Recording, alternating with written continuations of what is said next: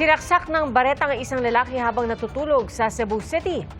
Galit at selos naman ang tinitignang motibo ng pulisya sa pananaksak ng isang lalaki sa kanyang misis sa Pangasinan. Saksi, si CJ Torida ng GMA Regional TV. Apat na saksak ang tinamo ng babaeng ito sa Mangaldan, Pangasinan. Ang sumaksak, kanyang sariling mister, gamit ang tari ng panabong na manok.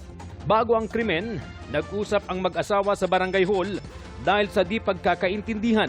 Inabangan umano ng suspect ang biktima sa isang kalsada sa kapinagsasaksak. Diyan sa tricycle kasi sakay ko siya. Galing nga kami sa barangay, biglang niyang pinagsasaksak. Nung inawat ko siya, ako naman yung biglang tatangkain. Umiwas ako.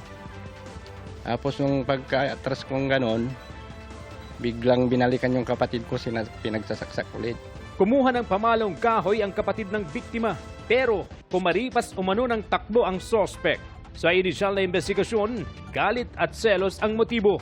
Gusto na raw makipaghiwalay ng biktima pero ayaw ng suspect. Sumuko na ang suspect na nahaharap sa reklamong frustrated parricide. Sinisikap siyang makuhanan ng panig ng GMA Regional TV. Isa po na sinasabi niya na wala na rin pagmamahal yung asawa niya sa kanya. Kaya pilit niyang mediate at accordingly, yun po yung isa sa mga naging dahilan kung bakit niya po nagawa yung kriminal. Sa Cebu City, sinaksak ng bareta ang lalaking 28 anyos. Ayon sa biktima, natutulog siya noong biglang saksakin ng kanyang kasamaan sa bahay na 19 anyos.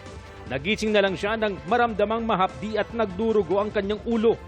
Doon na niya nakita ang suspect na hawak ang bareta at akmang isasaksak ulit ito sa kanya. Mabuti na lang daw at nahawakan niya ang dulo ng bareta. Arestado ang suspect. Hindi siya nagpaunlak ng panayam pero humingi siya ng paumanhin para sa kanyang ginawa.